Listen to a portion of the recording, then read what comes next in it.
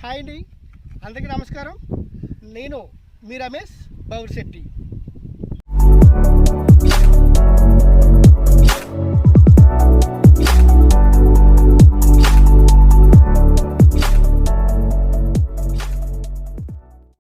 నేను ఈరోజు ఒక సరికొత్త టాపిక్తో మీ ముందుకు రావడం జరిగింది.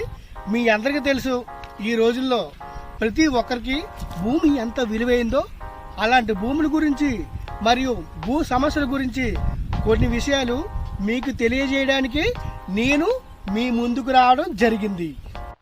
అసలు భూమి మద్రాసు సర్వే సరిహద్దుల చట్టం 1897లో రద్దు చేశారు. ఆ తర్వాత ఆంధ్రప్రదేశ్లో సర్వే సరిహద్దుల చట్టం 1923గా పిలవడం జరిగింది. ఈ సర్వే సరిహద్దుల చట్టం BSO board of standard orders 1923గా పిలువబడుతుంది. మన భూములన్నీ కూడా ఆనాటి కాలంలో సర్వే చేసి సరిహద్దులు నిర్ధారించడం జరిగింది. ప్రతి గవర్నమెంట్ పోరంబోకు భూములకు మరియు ప్రతి జిరాయితీ భూములకు సర్వే నంబర్ వారీగా సర్వే రాళ్లు పాటించడం కూడా జరిగింది. ప్రతి గవర్నమెంట్ పోరంబోకు భూములకు మరియు ప్రతి జిరాయితీ భూములకు సర్వే నంబర్ వారీగా సర్వే రాళ్లు ఆనాటి కాలంలోనే పాటించడం జరిగింది. ఆ సర్వే రాళ్ళ ఆధారంగా చేసుకునే ఈనాడు సర్వే చేయడం జరుగుతుంది. నాడు ప్రతి గ్రామం, ప్రతి మండలాలు, ప్రతి జిల్లాలు, అలా ఆంధ్రప్రదేశ్ మొత్తం కూడా సర్వే చేసి కొన్ని మ్యాప్లు మరియు కొన్ని రిజిస్టర్లు తయారు చేశారు. ఆ రోజు తయారు చేసిన రికార్డులు FMB మరియు RVM, ప్రాంతాలు బట్టి SFA, RSR అని పిలవడం జరిగింది. ఆ రికార్డును సెంట్రల్ సర్వే ఆఫీస్ హైదరాబాద్, అలాగే జిల్లా కలెక్టర్ ఆఫీస్ మరియు తహసీల్దార్ ఆఫీసులో భద్రపరచడం జరిగింది. ప్రతి గ్రామంలో ఫీల్డ్ మ్యాప్ ఆనాడు సర్వే చేసి సరిహద్దులు నిర్ధారించి సర్వే రాళ్లు పాటించడం జరిగింది.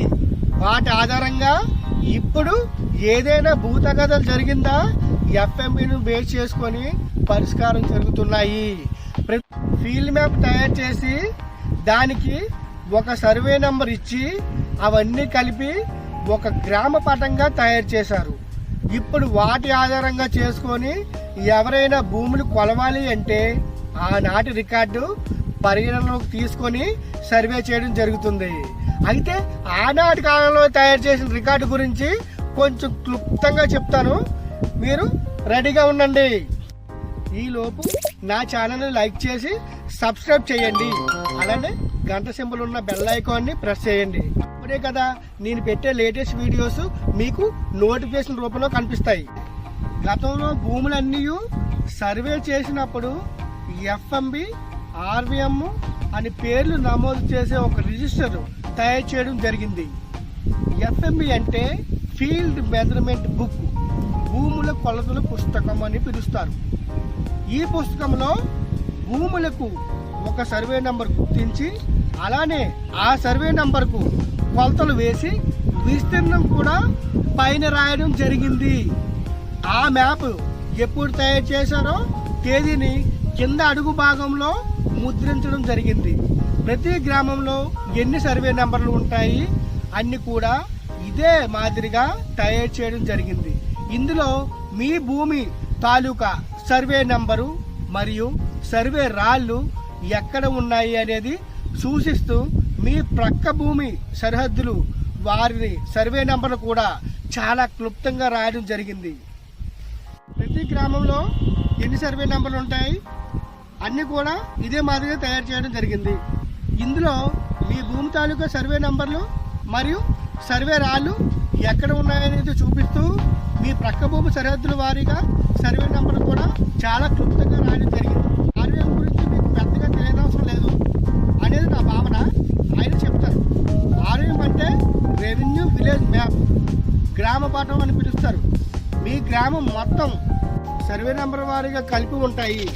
ఉదాహరణకు పుర్లారావు సర్వే నంబర్ 23 అయితే, రంగారావు సర్వే నంబర్ 34 అయితే ఈ గ్రామ పటంలో మీరు చూసుకునే అవకాశం ఉంటుంది.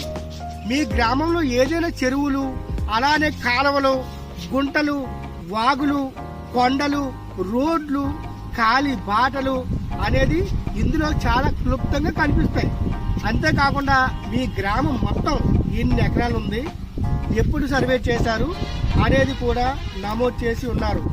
ఆ గ్రామ పటంలో భూముల గురించి, రాళ్ళ గురించి చాలా వివరణ ఇవ్వడం కూడా జరిగింది. ఈ గ్రామ పటంలో భూముల గురించి, రాళ్ళ గురించి చాలా క్లుప్తంగా ఇవ్వడం జరిగింది. ఇంకా చాలా క్లుప్తంగా వివరణ ఇవ్వడం జరిగింది. ఇంకా చాలా ముఖ్యమైనది, మన భూమి వివరాలు, మన భూమి అసలు మనదేనా, మన భూమి ఏమైనా ప్రభుత్వ భూమా అనేది ఈ రిజిస్టర్లో పొందుపరిచారు. ప్రాంతాల బట్టి రిజిస్టర్ని పేరు మారుతుంది. ఈ రిజిస్టర్ పేరు ఒక ప్రాంతంలో ఎస్ఎఫ్ఏ అని, సెటిల్మెంట్ ఫేర్ అరంగల్ అని, ఆర్ఎస్ఆర్ అంటే రీసెటిల్మెంట్ రిజిస్టర్ అని, ఎఫ్ఎల్ఆర్ అంటే ఫెయిర్ ల్యాండ్ రిజిస్టర్ అని ఆ నాటకాలలో తయారు చేసి మీ పేర్లను నమోదు చేసి ఉన్నారు.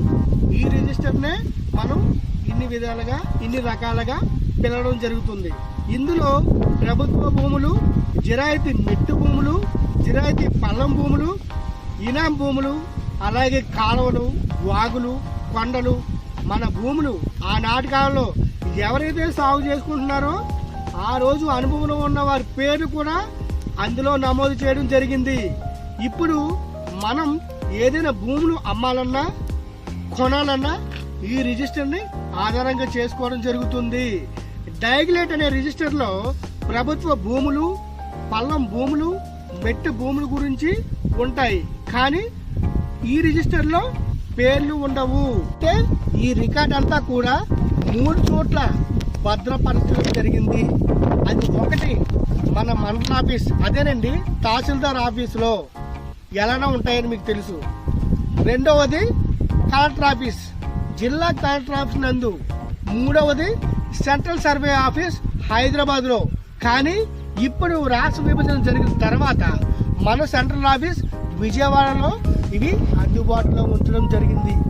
మీ భూమి రికార్డు ఏమైనా కావాలి అంటే ఇవన్నీ సంబంధిత సర్వే డిపార్ట్మెంట్ నుండి చలన కట్టి రుసుము కట్టిన తర్వాత మీకు ఇచ్చిన గడువు తేదీ లోపల మీకు ఇవ్వడం జరుగుతుంది. ఇది మన భూమి తాలూకా సమాచారం మీకు తెలపడం జరిగింది.